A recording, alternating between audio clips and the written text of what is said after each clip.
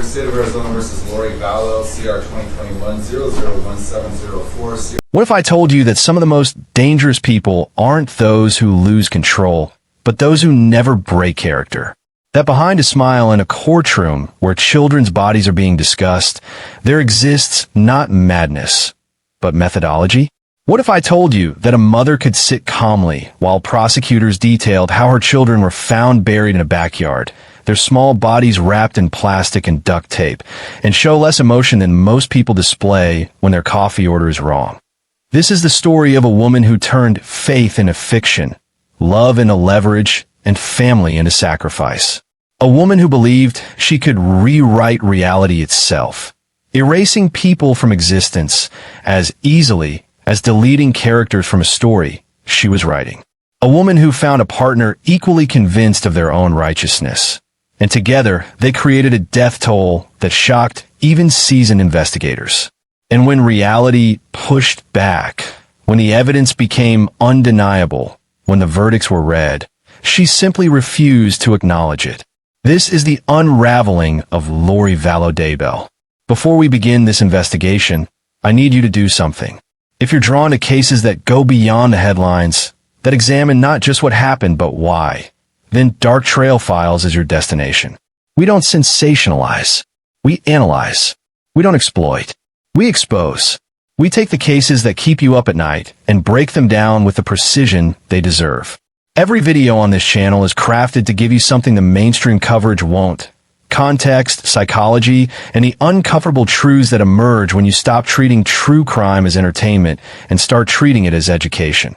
Hit that subscribe button right now, because the stories we cover don't just shock you, they change how you see the world. They make you question how well you really know the people around you. They make you wonder what lies behind the smiles, the faith, the performances. And if you want to be notified the moment we release our next deep investigation, turn on that notification bell. Now, let's descend into the trail Lori left behind. The first thing you need to understand about Lori Vallow Daybell is this: she was always performing. Even when the world was watching her darkest moments, she maintained a character. And nowhere was this more chilling than in the very place designed to strip away pretense, the courtroom.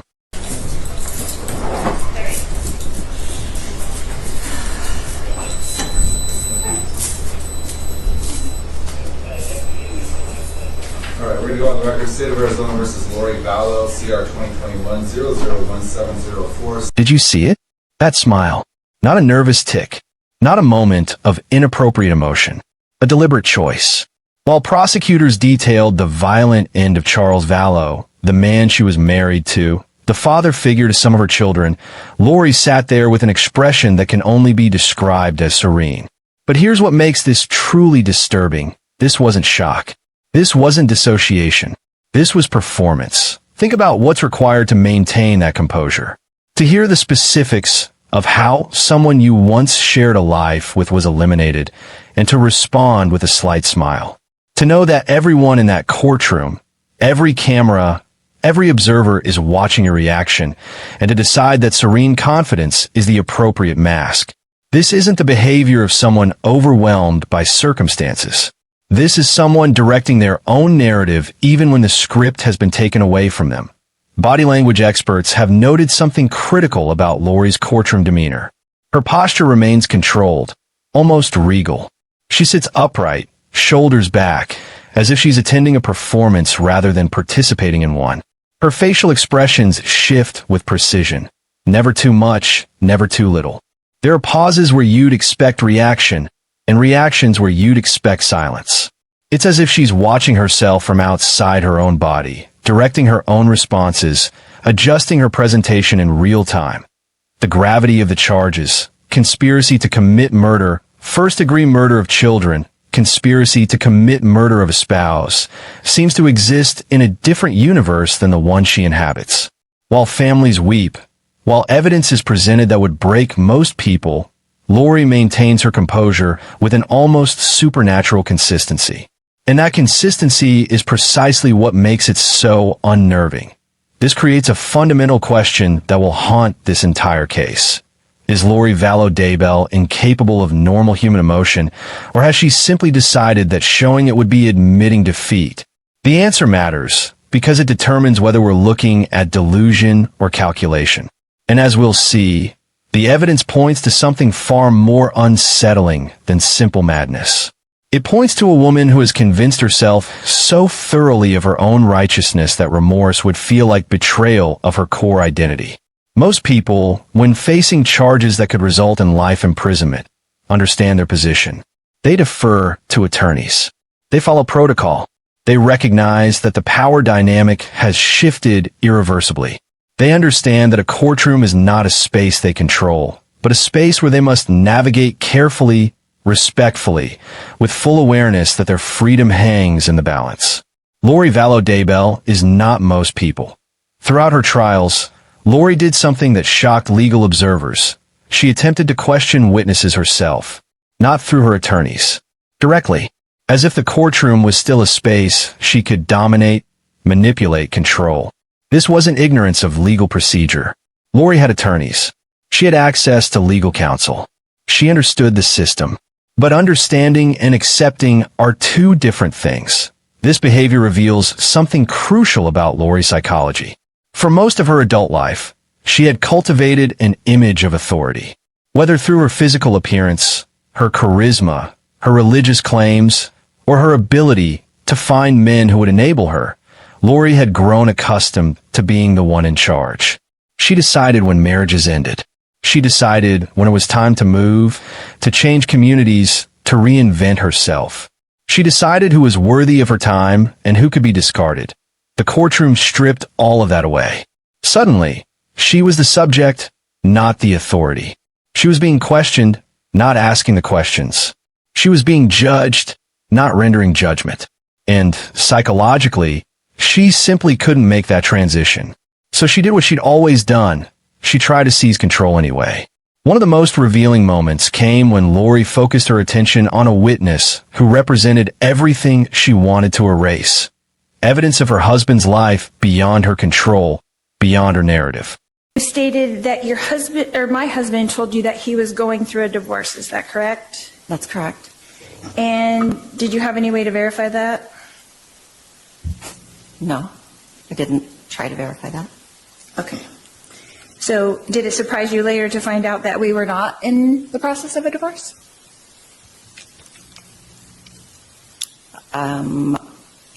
Charles was in the process of a divorce. He was not in the process of a divorce. Did it surprise you to find that out? You've seen it all on TV where we're not getting divorced. Okay. So on the website that you met him, did he say he was divorced? I'm not certain. Would you have gone on a date with him if he would have said he was married?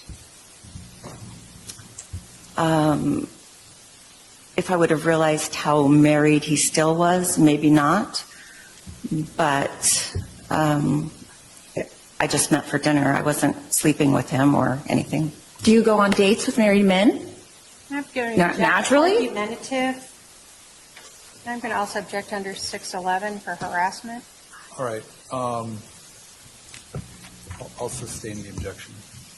Your Honor, do I not have a right to cross-examine this witness for what she has already testified to? You can cross-examine her about what she's testified to. So you did go on a date with a married man, I went on a date with Charles. but you did not know he was married.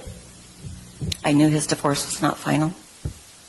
His divorce was not started. Okay.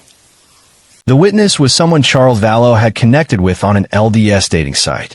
Think about what this represents. Charles was moving on. He was building a life that didn't include Lori. He was, in her worldview, supposed to be a problem solved, not a person evolving. And here was proof that he was doing exactly what living people do, seeking connection, planning a future, trying to find happiness after a difficult marriage. Lori's questioning wasn't about gathering information for her defense. It was about reasserting dominance over a narrative she'd already written. She wanted to diminish this person, to make Charles's attempt at moving forward seem insignificant or inappropriate. She wanted to control how this relationship was perceived, even though it had no bearing on her guilt or innocence. It was pure ego, pure need for control, pure inability to accept that Charles had existed as a full human being with agency and desires that had nothing to do with her. But the legal system had other plans. The legal system doesn't care about your need for control. It cares about evidence, procedure, and the rules that govern how trials are conducted. What happened next revealed something crucial about who Lori had become. Someone so used to getting her way that opposition felt impossible. So was it your suspicion from the start of this investigation that led you to not confirm any other alternative? What other alternative, ma'am? My job was to collect the information and put it together with the information that was being collected in the interviews. The information from the interviews did not completely match everything that I had learned at the scene. Okay. Well, let's see. You did not test the wood floor, is that correct?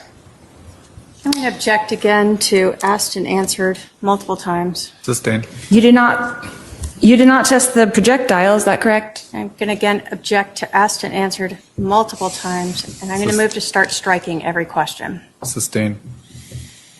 You did not investigate my husband's shirt. And object again to asked and answered multiple times. Sustained. Did you call Aloha, Carolina, and ask them about the fabric of my husband's shirt? No, ma'am. Okay. So would it be fair to say that you made an assumption early on and only investigated the things that supported that assumption? No, ma'am. Okay. Objection. Objection. Objection.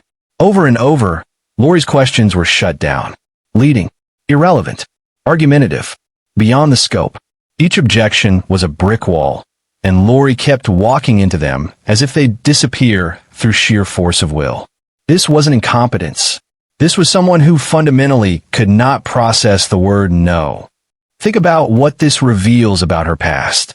How many times had Lori asked for something, whether it was moving across state lines, changing religious communities, or removing people from her life, and simply gotten it? How many people had bent to her will because it was easier than resisting? How many times had she framed her desires as spiritual mandates, making opposition feel like betrayal of faith itself? The courtroom was perhaps the first place in decades where her authority meant absolutely nothing. The judge didn't care about her spiritual claims. The prosecutors weren't swayed by her composure.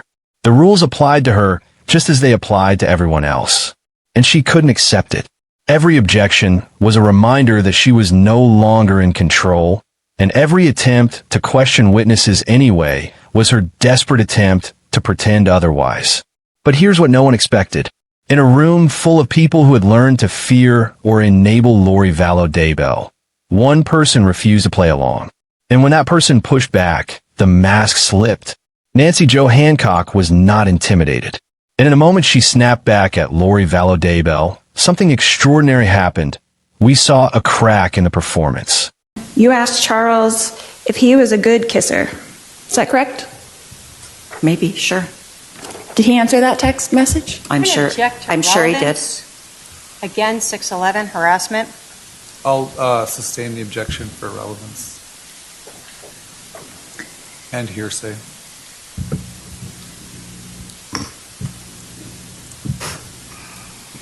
So are you trying to tell me and this jury that you went on one date with my husband and he told you all the details of our lives?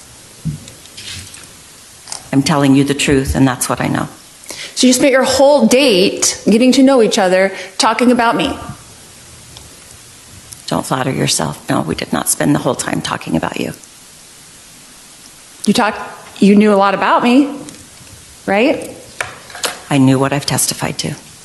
What else did you talk about on your date? Lots of things. Like what, for instance? Life, kids, the church, lots of things. Okay. Did he tell you about anything about our other 4 children? Yes, So you knew that we did have 5 children as well? I did. Okay. Did he talk to you about my daughter Tylee? He did. Did he talk about his relationship with her? I don't recall that.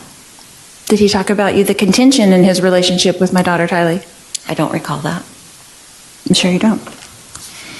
And I'm going to object to comments by the defendant made after questions, testifying. We'll sustain the objection. On your date, you talked about my husband was a life insurance salesman, is that correct? I knew he did something with money and insurance, but I really didn't know the details of what he did for work. Like I said, I don't ask the details about what someone does for work when I'm trying to get to know someone. But you knew that he sold life insurance, you stated that. I believe that I had a vague understanding that he did something with insurance. And then he brought that up again at dinner. No, we didn't talk about his work at dinner. I thought you said you did talk about, and correct me if I'm wrong, you said you did talk about that he changed the life insurance policy at dinner. Well, you were asking me if we talked about that he sold insurance, which that didn't happen. But yes, he did tell me that he changed the beneficiary of his life insurance policy at dinner. Did he tell you how much his life insurance policy was for? Yes, he did. What did he say? $1 million. Did he tell you how much my life insurance policy was for? I do not recall. You don't recall? We didn't talk about you very much in that vein. Did you catch it? That micro expression. The slight shift in Lori's demeanor when someone not only refused to be controlled but actively challenged her. The momentary flash of something genuine beneath the carefully constructed facade. For someone who had spent years surrounded by people who either worshipped her or feared her, this was unfamiliar territory. Nancy Jo Hancock represented something Lori couldn't manipulate, genuine disgust wrapped in courage. Nancy wasn't playing Lori's game. She wasn't deferring to her. She wasn't treating her as special or chosen or worthy of careful handling. She was treating her exactly as she deserved to be treated, as someone who had committed unspeakable acts and was now facing the consequences. And that directness, that refusal to be cowed, pierced through Lori's armor in a way that legal objections never could. This moment matters because it reveals the fragility beneath the confidence. Lori's power was never inherent. It was never based on actual authority or genuine spiritual insight. It was granted by people who chose to believe in her, to follow her, to excuse her increasingly disturbing behavior. When someone simply said no with conviction, when someone refused to play their assigned role in her narrative, the entire structure wobbled. Think about the people in Lori's life who enabled her. Her brother Alex, who allegedly shot Charles Vallow and helped dispose of the children's bodies. Chad Daybell, who reinforced her most extreme beliefs and participated in her plans. The various members of their religious community who heard concerning things but didn't report them, who saw red flags but chose to look away. All of them, in different ways, granted Lori the power she needed to do what she did. But Nancy Jo Hancock granted her nothing. And in that refusal, we saw what Lori looked like when stripped of enablers. Frustrated, off balance, almost confused that her usual tactics weren't working. This is why understanding Lori requires understanding her ecosystem. She didn't operate alone. She couldn't have. She required believers. She required people who would accept her version of reality, even when it contradicted observable truth. She required a partner who was as invested in the delusion as she was. And she found them over and over again until the most dangerous believer of all entered her life. Chad Daybell, the name that transformed Lori's dangerous beliefs into deadly action. Separately, they were concerning. Together, they were catastrophic. But what's often overlooked is how their partnership functioned. This wasn't passionate romance. This wasn't a love story that went wrong.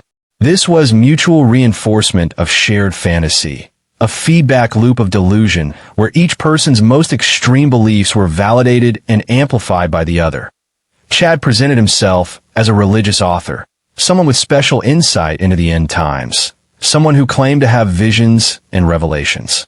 Lori, already deep into extreme religious interpretations, found in Chad the perfect validator. He didn't question her claims about dark spirits and zombie possessions. He embraced them. He expanded on them. He gave them structure and legitimacy within their shared worldview. And Lori gave Chad something equally valuable. She made him feel special. Here was this attractive woman, younger than his wife, paying attention to him, believing in his visions, treating him as the spiritual authority he'd always wanted to be. She didn't just validate his beliefs, she made them real through action. She was willing to do what most people in their religious circles only talked about theoretically. Together, they created a closed loop of reality where their desires became spiritual mandates, where their attractions became prophesied destiny, where the people in their way became literal embodiments of evil that needed to be removed. They didn't just enable each other's worst impulses. They sacralized them. The most chilling evidence of this came not from a courtroom, but from a private moment that became public, a phone call captured during a police search that revealed who they were when they thought no one was listening. Hi, Dad. No, Are you okay? so there's searching on the property. The house right now? Yeah. No evidence. So, Mark means we'll be talking to you. Okay. Were they in the house? No, they're out on the property. Are they seizing stuff? Again? They're searching. There's a search warrant, so we're interested in this with the kids. Okay. Yeah, so you tried to set up a call. Glad you called. Yeah. So we'll see what transpires. Okay.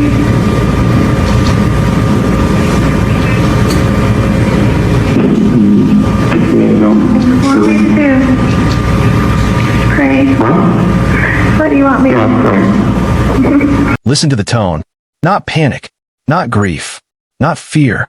Calm, almost businesslike. While police were literally searching for the bodies of Lori's children on Chad's property, while the world was about to discover the horror buried in that backyard, she and Chad spoke as if this was an inconvenience, a temporary obstacle to their grand plan. The emotional insulation between them and reality was complete. Pay attention to what they don't say. There's no, I hope they're okay. There's no, where could they be? There's no performance of parental concern or confusion. Because at this point, maintaining the lie to each other would be pointless. They both knew exactly what happened. They both knew where the children were. And the phone call reveals that they both believed, genuinely believed, that somehow they'd get away with it, that their spiritual righteousness would protect them from earthly consequences. This phone call destroys the narrative that Lori was manipulated or coerced by Chad. She was a full partner. The voice you hear is someone who has made choices and stands by them, even as the consequences close in. It's the voice of someone who believes, truly believes, that they're right and the rest of the world is simply too blind to see it. There's no fear in her voice because fear would require acknowledgement that what they did was wrong. But belief systems, even cult belief systems, have a breaking point. Reality has a way of asserting itself, no matter how thoroughly you've rejected it. And that breaking point came when Lori was forced to speak at her own sentencing. What she said in that courtroom wasn't a confession. It wasn't an apology. It was something far more disturbing, a window into a mind that had completely severed itself from accountability. And the words she chose revealed everything about how she saw herself, even in defeat. When given the opportunity to address the court before sentencing, most defendants showed some acknowledgement of reality, even if they maintain innocence. Lori Vallow Daybell chose a different path.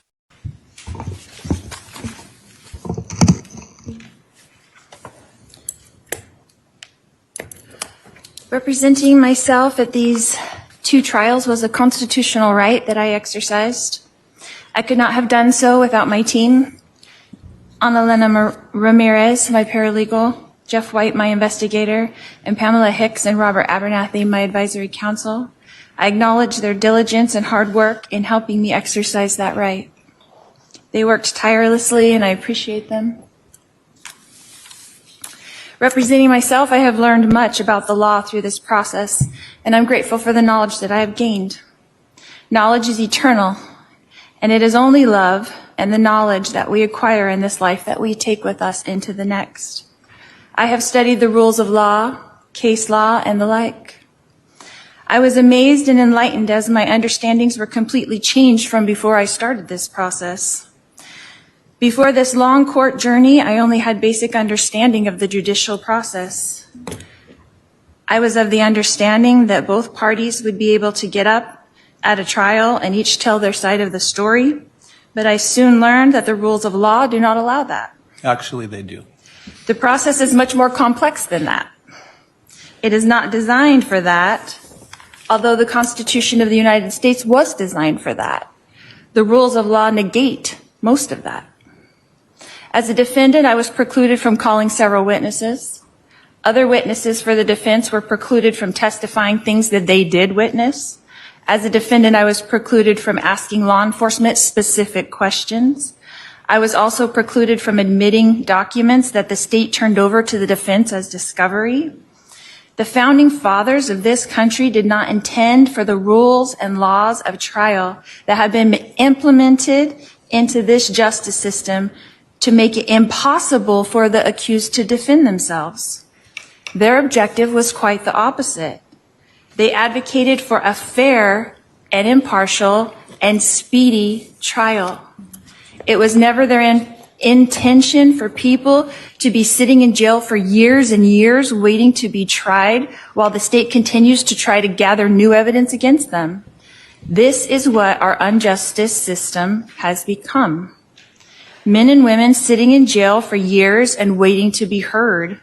The constitutional right of life, liberty, and the pursuit of happiness thwarted. My case is not unique. There are many here in Maricopa County that have been in jail almost 10 years waiting to be tried. The conditions of this jail are not for long-term confinement.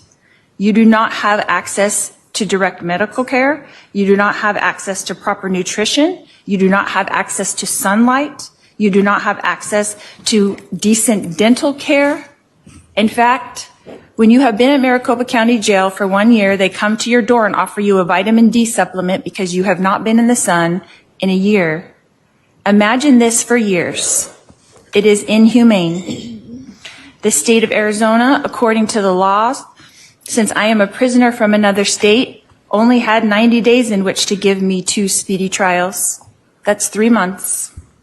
I arrived here at MCSO on November 30th, 2023.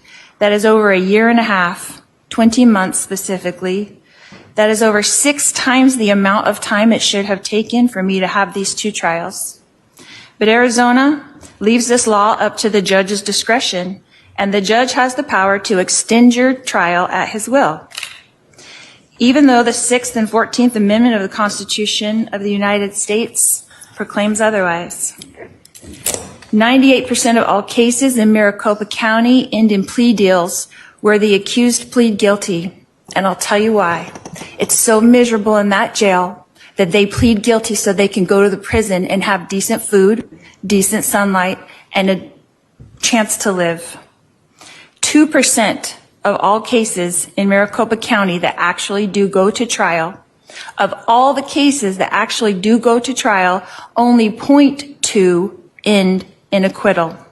That is 1 out of 1,200 people who go to trial go home. That's actually not the correct stat. Is that a system designed to convict you? The rules of law governing trial assure that. As you witnessed in my 2 cases, the judge supports the state to achieve this outcome. So here we are, the state of Arizona has accomplished its intention. 1, to extradite me from Idaho. 2, to convict me. And 3, to add to my ledger of lifetimes. The state used countless taxpayers' money to transport me house me, millions of dollars to wrongly convict me on 2 charges that they made sure judicially that I could not defend myself against. I know political aspirations, raises, and job promotions were at stake. So congratulations. I was convicted in the media long before I went to trial. We all know that there was no way for me to come to Arizona and get a fair, impartial, or speedy trial. And now that fact has been proven. The state of Arizona brought me here when I was already serving 5 life sentences. Now I will serve 7 life sentences. Will that be enough? Will that be enough? I want everyone to know that I mourn with all of you. I am sorry for your pain. Losing those close to you is painful, and I acknowledge all of the pain, and I do empathize. I feel it too. If I was accountable for these crimes, I would acknowledge it, and I would let you know how sorry I was. But I have witnessed for myself what it is like to leave this mortal existence and return home when I temporarily died in the hospital giving birth to my daughter, Tylee. When our spirit leaves our body and we return to the pure energy state in the spirit world, we immediately no longer feel hate, anger, envy, or resentment. I promise you. We come to earth to experience these emotions, but these emotions are immediately replaced by a blissful, heightened sense of peace, love, joy, and well-being.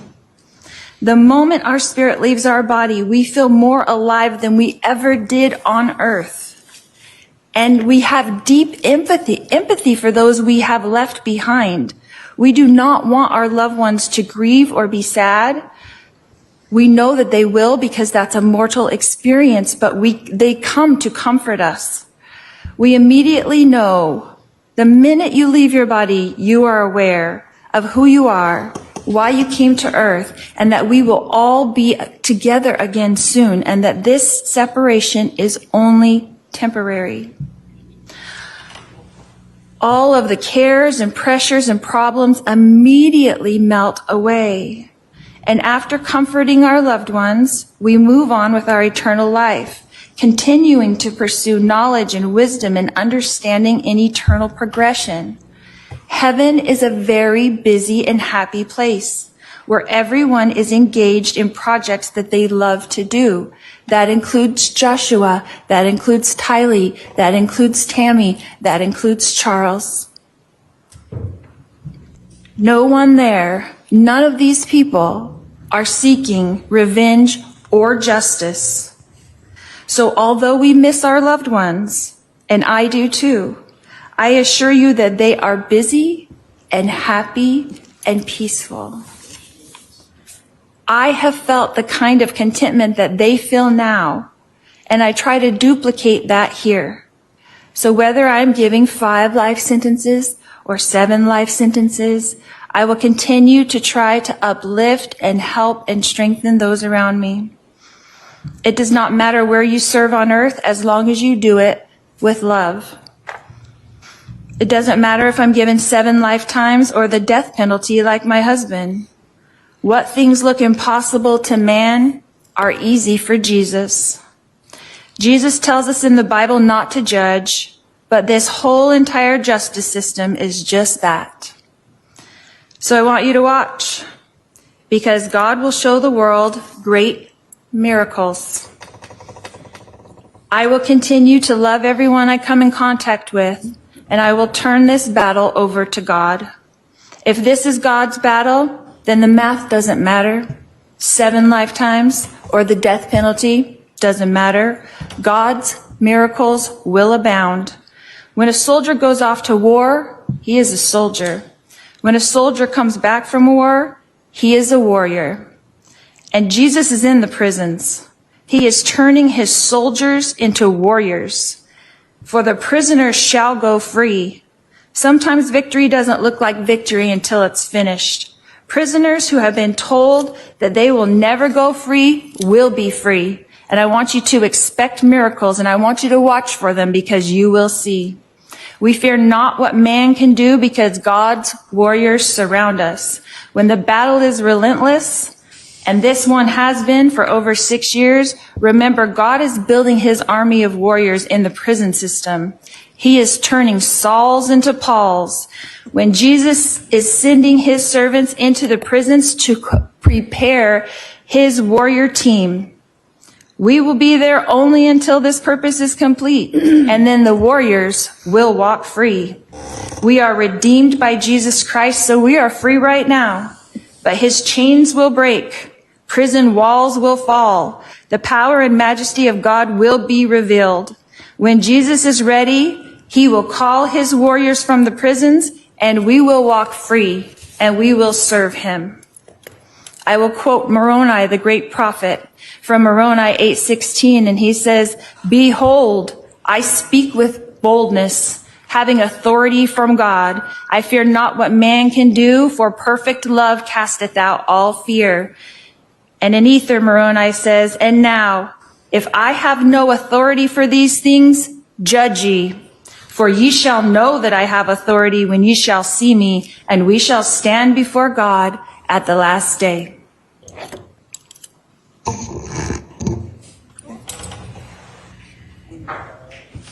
Do you have anything else? No.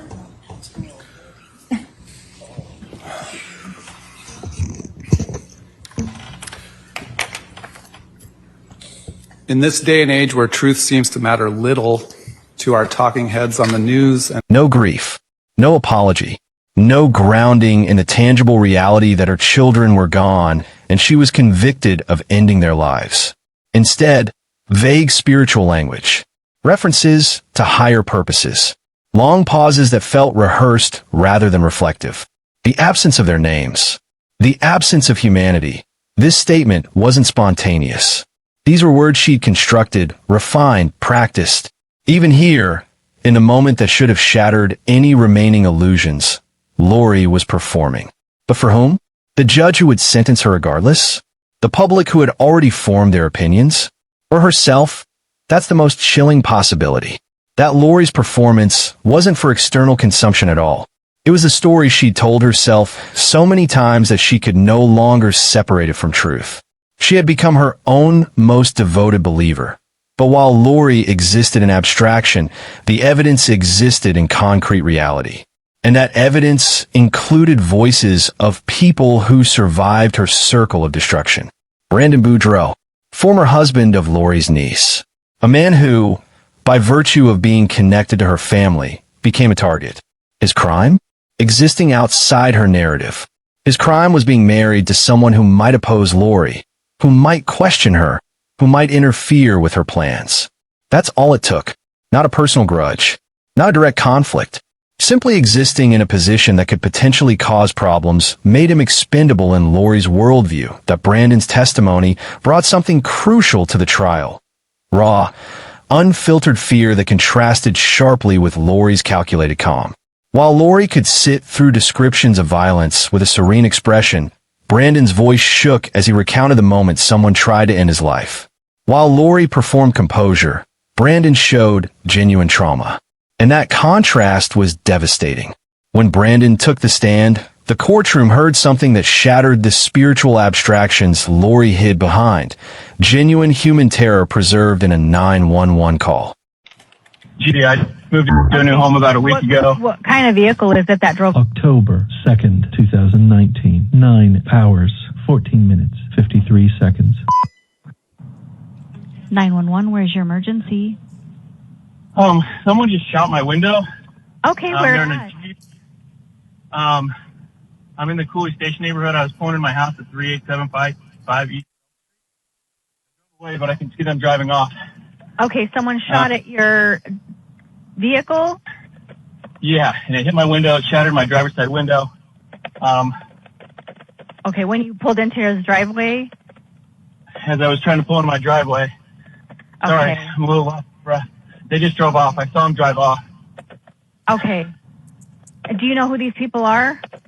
I have no idea. I moved into a new home about a week ago. What kind of vehicle is it that drove away? Jeep Wrangler, had a Texas plate on it. It was, Jeep Wrangler? It was olive green. Olive green? Okay. Yeah. Hold on just a second. Texas license plate? Yeah. Okay. I didn't get the plate. I'm sorry. I got a little nervous. That's okay. That's all right. Oh, which way did they go? Do you remember? You're driving south towards Pecos Road, between Pecos and Wrecker. Okay. Okay. You don't see the vehicle anymore?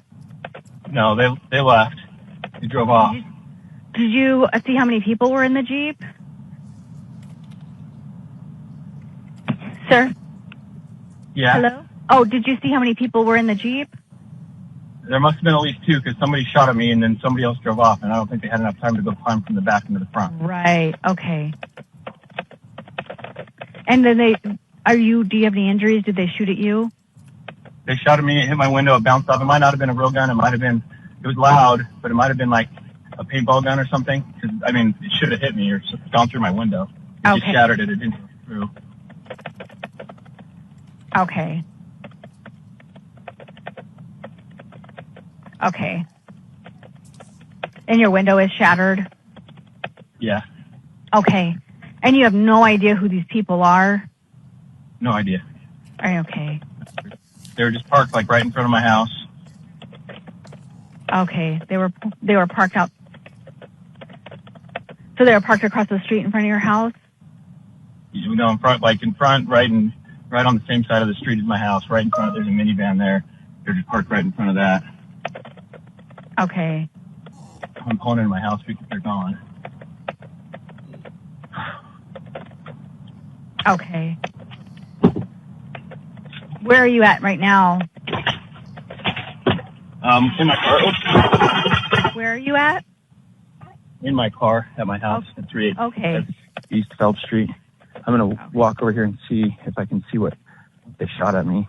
And what kind of car were you in? I'm in a black Tesla Model X. It's a black what? Tesla Model X. Okay, black Tesla Model X. Okay. Okay.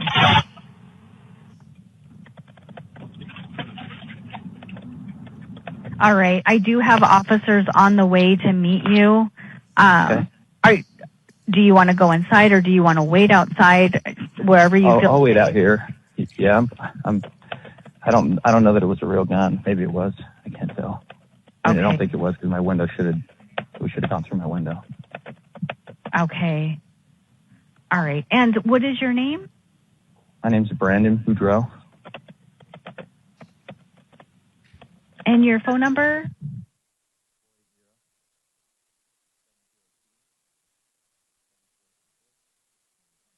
Okay.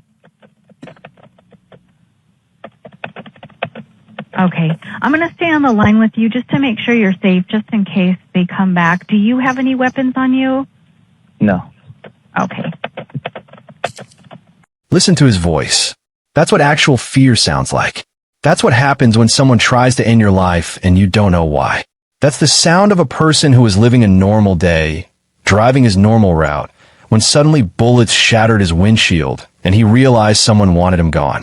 The panic, the confusion, the desperate attempt to understand what's happening while simultaneously trying to survive it. Brandon's panic is the antidote to Lori's serenity. It grounds this case in what it actually is.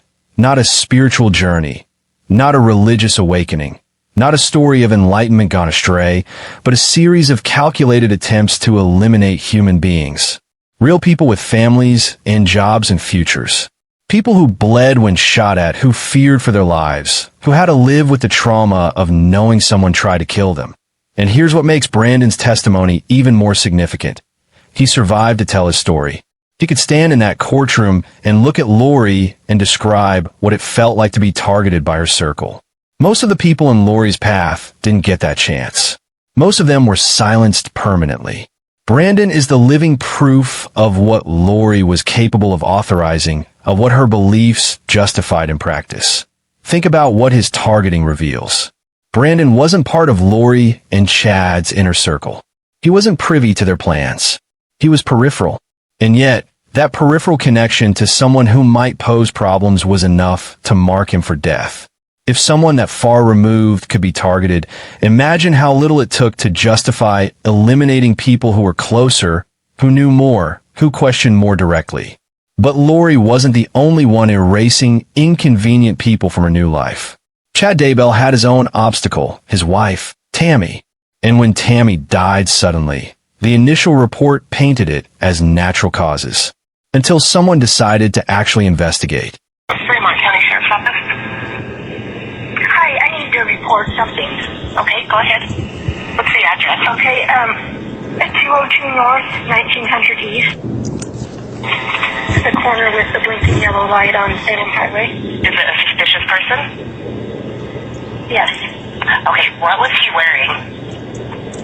He was all dressed in black and he had a ski mask on. And he said the blinking light now is where you saw him?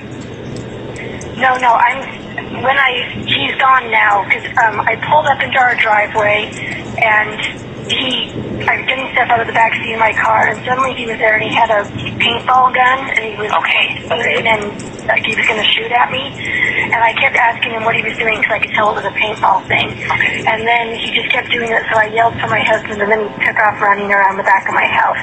Okay, give me just 1 minute, stay on the line with me. Okay. That was North 1900 East? Yes.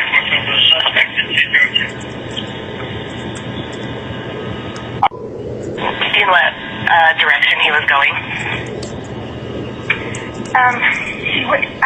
He went behind my house and it's so dark out here and I just went in the house and got my husband and son and then they went out and looked and he was long gone by then. So he was on the north side of my house is where he went to get away. Okay. He didn't say anything, or he just kept like he was holding the gun like he was, had a rifle and just shooting at me. So, but nothing came out of the gun either, so I don't think it was loaded. Okay, and what is your name, ma'am? My name is Tammy Daybell. Okay, I will pass your information on to my deputies. We actually just had a previous call about this individual, so they're out in the area looking now. Okay, yeah, I think it was my son-in-law who lives diagonal from us that called you guys already. Oh, okay. I just wanted to make sure it got reported. So, let's see, and what's your son-in-law's name? Joseph Murray. Okay, yep, it was him. Okay. So, all right, I have a deputy that will be out at your home here shortly. Okay, thank you. Yep. Initially ruled as natural death. A woman who went to bed and didn't wake up. But then the questions started. Why was Chad so quick to remarry? Why did he refuse an autopsy? Why did her death come so conveniently as Chad and Lori's relationship intensified? Why was he already communicating with Lori about wedding plans before Tammy was even buried? When Tammy's body was exhumed, the answers were devastating. Not natural causes. Homicide. The 911 call is haunting in retrospect. You can hear the performance even then. The simulation of appropriate emotion. The words that should convey shock, but somehow don't. It's the same pattern we've seen with Lori, reality as theater, with scripted responses for scripted situations. Chad knew exactly what had happened to his wife, and he was performing the role of shocked, grieving husband even as he made that call. Tammy Daybell was 50 years old. She was a librarian, a mother of 5, a woman who by all accounts was kind and devoted to her family. She had no idea that her husband had been conducting an affair, that he and his paramour had designated her as an obstacle, that her very existence was now inconvenient to the new life Chad wanted. She went to sleep in her own bed, in her own home, next to the man she'd built a life with, and she never woke up, because that man had decided she was in the way. These weren't isolated incidents. They weren't crimes of passion or moments of lost control. They were methodical eliminations, each one clearing the path for the life Lori and Chad had decided they deserved. But believing you're above consequence and actually being above consequence are two very different things. And the moment that difference became undeniable, Lori's performance faced its ultimate test. The jury deliberated on multiple charges: the conspiracy to murder Brandon Boudreaux, the murders of her children, the murder of Tammy Daybell. When they returned with their decision on the Brandon Boudreaux conspiracy, the courtroom held its breath. All right, the jury is present. Everyone can be seated. Do we have a foreperson? Has the jury reached a verdict? Yes. Will you hand the verdict to my courtroom assistant?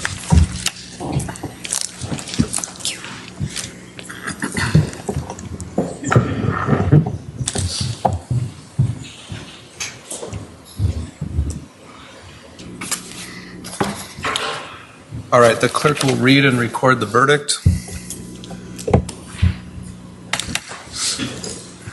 In the Superior Court of the State of Arizona, in and for the County of Maricopa, State of Arizona versus Lori Daybell, CR 2022-001242-001. Verdict count 1.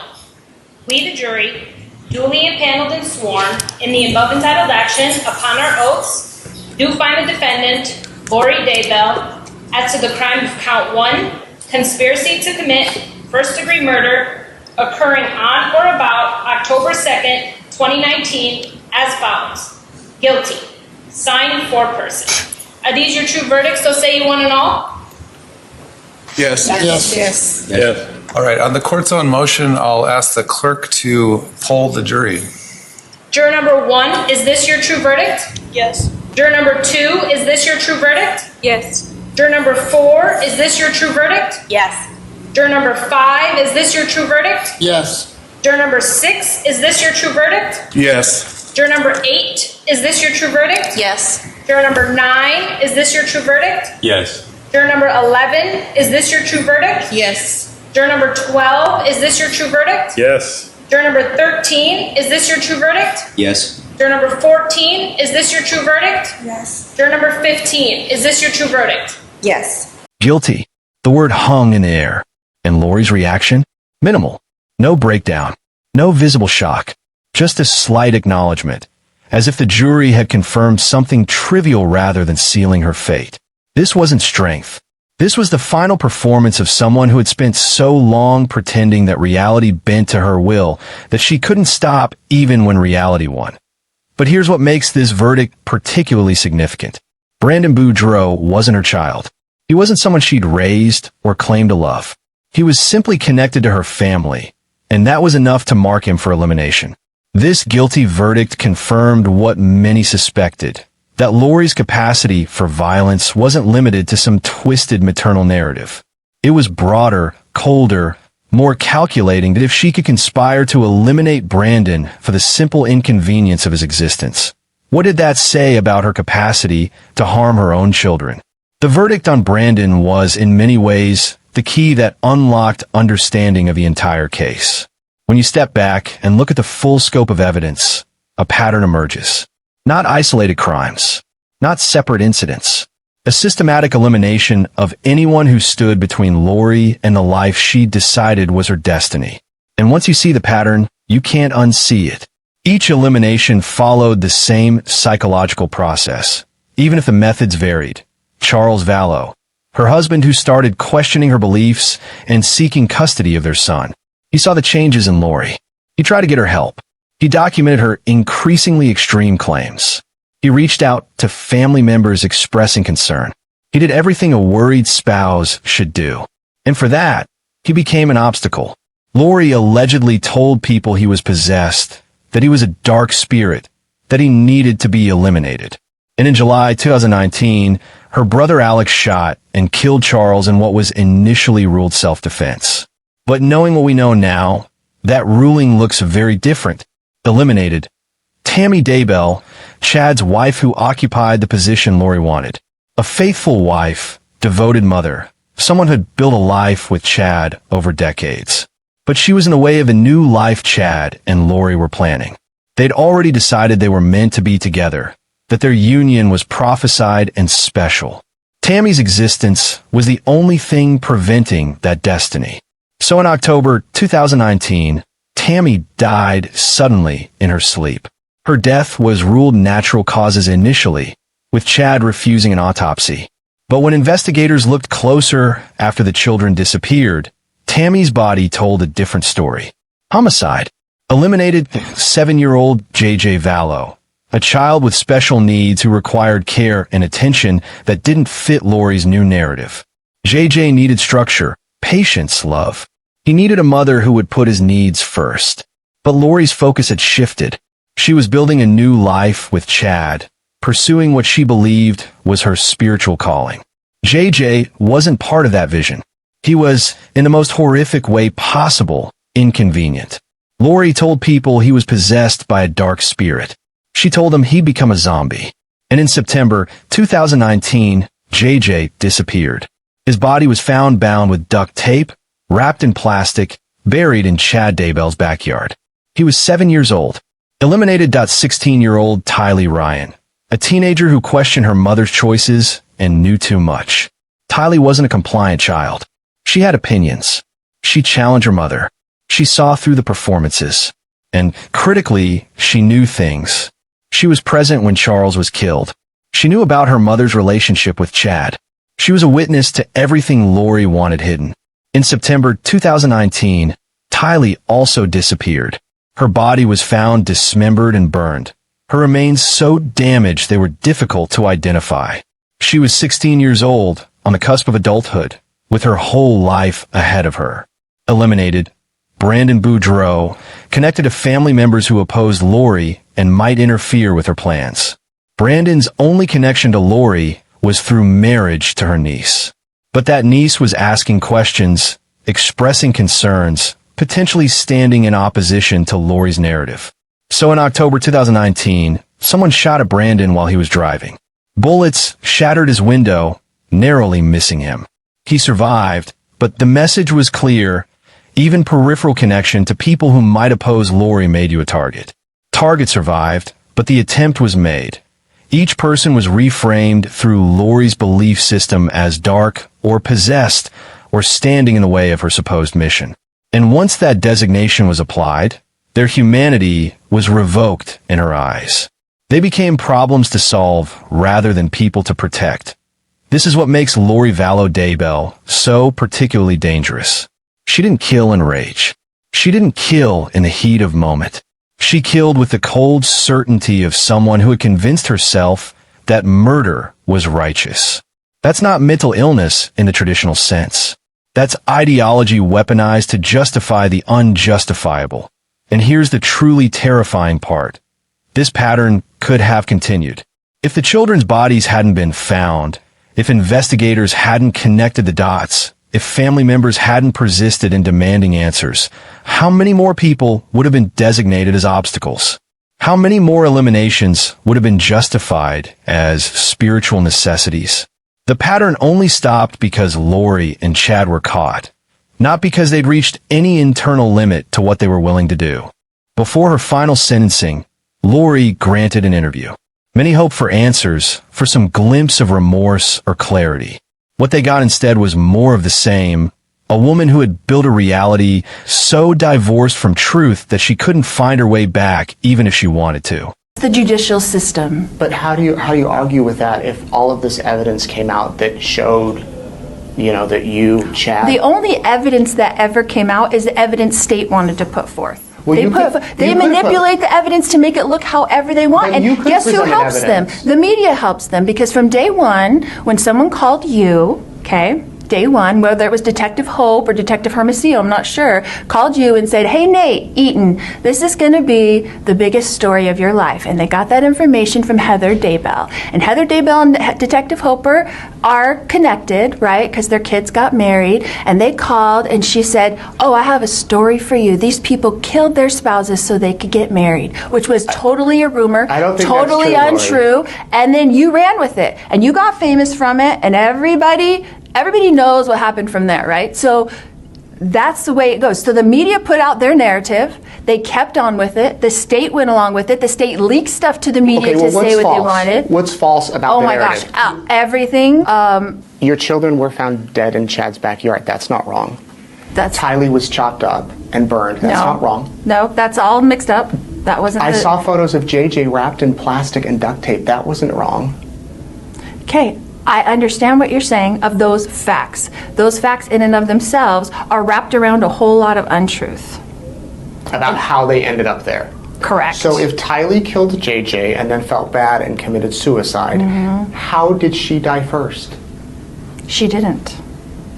She didn't? That's part of their whole fake narrative. That's Who burned her and chopped her up? That's part of everything that they were doing. So I don't really want to get into all of those details with you because you obviously are very set in your mind. I'm not here to change people's minds. I want you to change my mind. I'd love to hear any evidence or facts you have that might make me think, you know what, they have it wrong, but I haven't heard anything otherwise. That's because you've been pushing this narrative for 5.5 years. Do you not telling me that your mind is not set on what it is already? Minds can change. They could change Right. if they're open to change. Right. Okay, so miracles are on the way. And you remember I asked you to watch a movie? Yes, Evan Almighty. I did. And did you watch that movie? I did. And did you identify yourself with the reporter in that movie? I don't know if I identified myself with. Did you identify him with me? Yes, absolutely. So what does that mean? Okay, so when did the reporter change his mind? Remind me. When he was floating in the flood on the ark. Okay, not until God showed the miracle did his mind change. His mind was like, this is a crazy guy. He thinks he's like Noah. Why are you so crazy? He's pushing the narrative, right? He pushed the narrative, pushed the narrative, pushed the narrative. And then the flood came. And he's the first one screaming. And he's screaming and he's running for the ark because he had been pushing this narrative the whole time. Right? This fake, false narrative that this guy was crazy, that God didn't talk to him, that all these things have happened, right? That these weren't God things that happened, okay? So then he's the first one to get on there screaming, and when he's floating down the river on the flood is when his mind was changed. So when you're open to changing your mind, I will be happy to enlighten you to the things of God. Well, I would love to hear what you have to say. I wish we had more than 30 minutes. I wish we had more time too, because we could really get into it. A couple of more questions for you, and then I know that you have some things you want to say. The night before Alex died, he told Zulema, I think I'm their fall guy. Was he? No, absolutely not, and I don't think he ever said that. I watched Zulema go through probably 13, 14, 15 hours of detectives grilling her. I've watched the interviews. I've watched them all. And I watched her be berated by them, threatened by them, that they're going to arrest her, that she had a part in this, that she's a co-conspirator, and all this stuff until they got her to say exactly what they wanted her to say. And she made that up. She made up a lot of stuff, and I felt bad for her because I didn't want her arrested because she wasn't part of any conspiracy, because there wasn't any conspiracy. And I felt really bad for her. I do love Zulema. Did you and Chad have anything to do with Alex's death? No, absolutely not. We were very surprised. No. What were you and Chad and Alex doing in the storage unit, moving the tire and the seat back and forth on the day that Brandon was shot at and the day after? So that's so silly so there was stuff in my garage that I was starting to move into the storage unit. That's what we were doing. And so I moved that stuff in there. But the tire on the Jeep?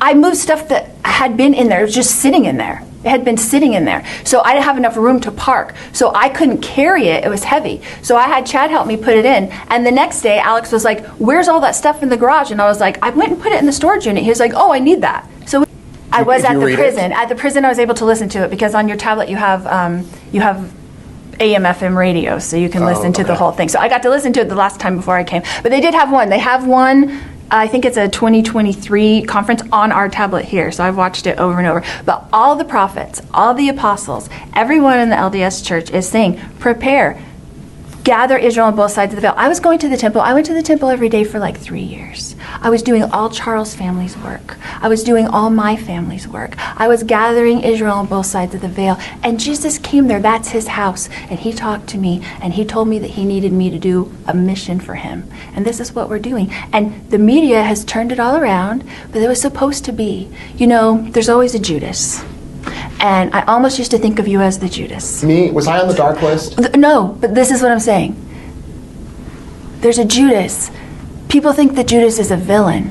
And Judas is not a villain. You know what Judas was? Judas was a vessel.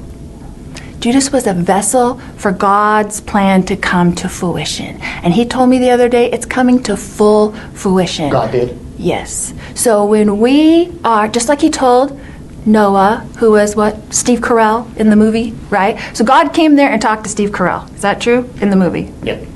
And the media guy didn't believe him, right? This guy's crazy, right? God didn't talk to him, didn't tell him to do it, didn't tell him to build a boat, buy all those lots, make his wife mad, spend all his money, build a boat, because that whole thing was going to get wiped out, right? So God has told me lots of things, and this is one of the things that he told me. He's using us as instruments in his hands to separate the wheat from the tares. Did you ever think... And people are choosing. Do you know how many people have left the church over our case, which, what does our case have to do with the church? Nothing. Has nothing to do with the church. We're not against the church. Did you ever think you'd have the title of convicted serial killer? No, do I? Well, for people...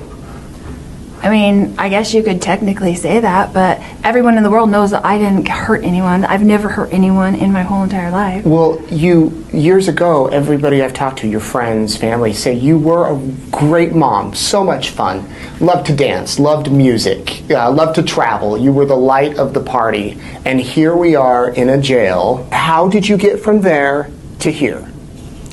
God put me here for his purpose. And so you know who he needs? He needs somebody who's the life of the party, somebody who teaches the girls how to work out, somebody who teaches the girls how to have fun and dance and do all those things in this, the worst jail in the country. He needed somebody to come in to the worst jail in the country and strengthen these women. And I'll tell you what happened. We used to have this wonderful lady, and she used to come in, and she's from mental health. She used to come in on Tuesdays, and she'd be down there, and she's blonde, and she's really cute, and she's really fun. She's bubbly like me. And she would come down there, and she'd try to get the girls to work out and give them coping mechanisms and talk to them about stuff like that. And half of the girls didn't like her. They thought she was annoying, and they were waking her up and stuff like that. Because you know why? She wasn't one of them. She wasn't one of them. But you know what I have? I have 7 lifetimes. I have worse So you're on your punishments. 7th life now? No. I'm saying I got 5 life sentences in Idaho. Oh, I'm sorry. Okay, yeah. I've got another one here and another one here I was pending. talking about the multiple probations. No, I'm talking about sentences for... I'm sentenced to 7 lifetimes right now, basically. Why didn't you tell all this to the police? So... Why didn't you tell them all this when you were arrested? Explain this to them. You know, God's told me to do this. Give your defense. Really? What happens to people when they say God told them to do something? They lock them up. Well, I'm locked up. Well, whatever the reasoning, if you really did think Tylee was responsible for this, why don't you tell the police? She had chronic, pancreatitis. Pancreatitis. JJ had autism. All of these things. All of these things. Why didn't you tell She was sexually abused by her dad from the time she was 3 years old and forced by family court to go to him for 10 years. You don't think that was hard on her? She was in the hospital all the time. She had chronic pain. Why not tell the police all this? At the very beginning, or what are you talking about? I don't think you've ever talked to a cop, have you? You know when I called the cops? I called the cops 2 times in my life. Guess what happened to me? I called the cops when I was pregnant with Colby, and his dad had beat me up, and I had a black eye, and I was thrown down the stairs, and I was 8 months pregnant. You know what they did? Nothing. They did not help me. And the second time I called the cops is when Colby was 10 years old, and we were at church, and we came in the car home, and he told me how Joe had molested him, and he didn't want the same thing to happen to Tylee. She was only 3 years old. Okay? I called the cops. And guess what I did? I called them and I said, hey, this stuff happened. I don't know what to do. They said, we don't care. Call the county where it happened. So I called that county and I told them the whole story. Like, my son just came to me. He's 10 years old. This happened, blah, blah, blah. They said, we don't care. Call the county where the perpetrator is living. So I called that county and I said, this is what happened. And nobody would talk to us. And then the county finally called me back where it had happened, where we had lived previously, and they said, okay, come in tomorrow, bring the kids in, and we'll forensically interview them, okay? So we did all that. I did everything that the cops asked me to do. And then when I was in there, they said, after they met with Colby, they interviewed him for 45 minutes, they interviewed Tylee, they came out, they said, Colby met all the criteria we use to prosecute, and we're gonna prosecute him, and we're gonna keep your kids safe. And then they did nothing. And Joe hired a criminal attorney, and they did nothing. And he never got indicted, and nobody ever even looked him in the eye and said, did you rape your children? And for 10 years, the judge told me that if I didn't take Tylee to him every other weekend, and 30 days in the summer, and every Thursday night, that she would put me in jail. If I was late for one visitation of dropping her off at a dad who was raping her in the middle of the night, that I would be put in jail if I didn't abide by that. Did you have anything to do with Joe's death? No.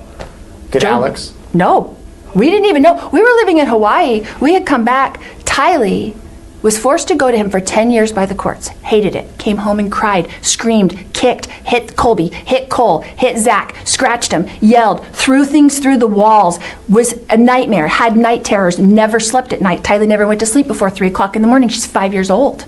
She can't go to sleep. I have to stay in bed with her till 3 o'clock in the morning rubbing her back because she can't sleep because bad people wake you up in the middle of the night to do bad things to you, Mommy. And so Tylee was a nightmare. Charles thought she was a brat. I didn't discipline her. Then I was in the hospital with her watching her scream and writhe in pain while she's on morphine because it doesn't work.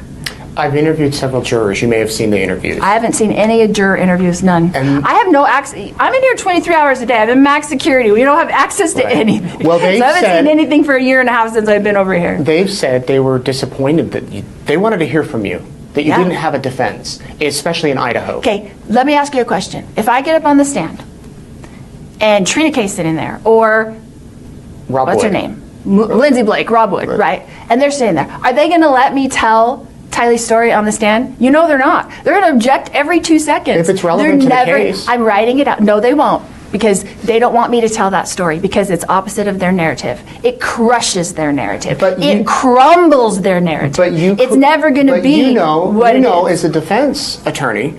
Yeah. Watch her carefully. The long pauses aren't contemplation. They're calculation. Every word is chosen not for truth, but for effect. She speaks about faith, about knowledge, about certainty, all while avoiding the central fact that her children are dead and she was convicted of causing their deaths. This interview reveals something crucial. Lori's narrative hasn't changed. Prison hasn't broken her belief system. Conviction hasn't introduced doubt. She remains, even now, convinced of her own righteousness. This is perhaps the most disturbing aspect of her psychology. She's not someone wrestling with what she's done. She's someone who genuinely believes she did nothing wrong. That level of conviction, that complete severing from external reality, explains how she could maintain composure through trials, through testimonies, through verdicts. She's not performing strength. She's genuinely unable to process that her worldview is wrong, and that inability will follow her for the rest of her life. Let's talk about what was actually lost here. Not in abstractions, not in legal terms. In human terms, JJ Vallow was 7 years old. He loved dancing. He needed routine and patience and love, all of which he received from his father Charles and his grandparents. He deserved to grow up. He deserved to have bad days and good days and boring days and exciting days. He deserved a lifetime. Instead, his life ended in duct tape and plastic, buried in a backyard like garbage. Tylee Ryan was 16. She was artistic, protective of her younger brother, navigating the complicated reality of having a mother whose beliefs were becoming increasingly extreme. She should have had the chance to graduate high school, to figure out who she wanted to be, to make her own mistakes and find her own path. Instead, her body was found dismembered and burned, reduced to fragments. Tammy Daybell was a mother, a librarian, a woman living what she thought was a normal life with a husband she loved. She went to bed one night and never woke up, killed so her husband could pursue another woman without the inconvenience of divorce. Charles Vallow sought help for his wife's deteriorating mental state. He tried to protect his son. He filed for divorce. He did everything right, and he was shot to death by Lori's brother, in a crime that was initially ruled self-defense, but now appears to be another calculated elimination. Brandon Boudreau was shot at in broad daylight, his vehicle struck by bullets as he drove, simply because he was connected to people Lori wanted to silence. These aren't characters in Lori's spiritual drama. They were real people with real lives that mattered. And they're gone because one woman decided her beliefs were more important than their existence. The question that haunts this case isn't whether Vallow Daybell is guilty. The evidence answered that beyond reasonable doubt. The question is how? How does someone transform from a mother who once cared for her children into someone capable of orchestrating their deaths? How does belief become so distorted that murder feels righteous? There's no simple answer. Lori's path involved religious extremism, enabling relationships, unchecked narcissism, and a partner who reinforced rather than challenged her darkest impulses. It involved a community that sometimes prioritized spiritual authority over questioning obvious red flags. It involved a system that initially failed to see the danger until it was too late, but ultimately, it involved choices. Lori chose to believe she was special. She chose to surround herself with people who confirmed that belief. She chose to eliminate anyone who challenged it.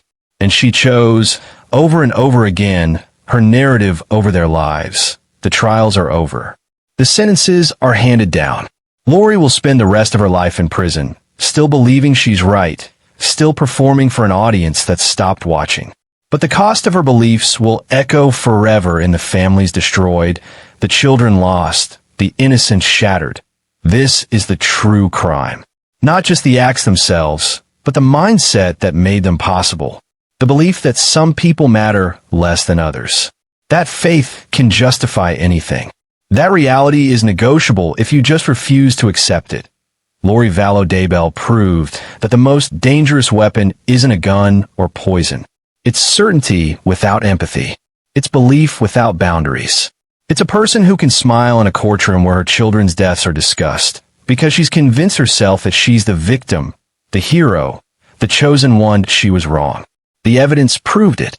The jury confirmed it. Justice, delayed but determined, prevailed.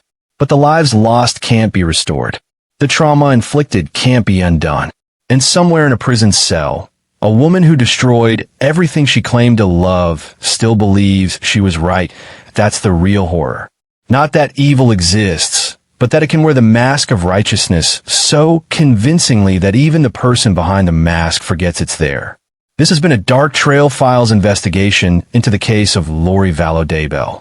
If this analysis made you think differently about belief, manipulation, and the masks people wear, then we've done our job. This channel exists to go deeper than headlines, to examine not just what happened, but why it matters. Subscribe to Dark Trail Files for more investigations that challenge, disturb, and ultimately illuminate the darkest corners of human behavior. Remember, the truth doesn't need you to believe it. It just needs you to look. Until next time, stay vigilant.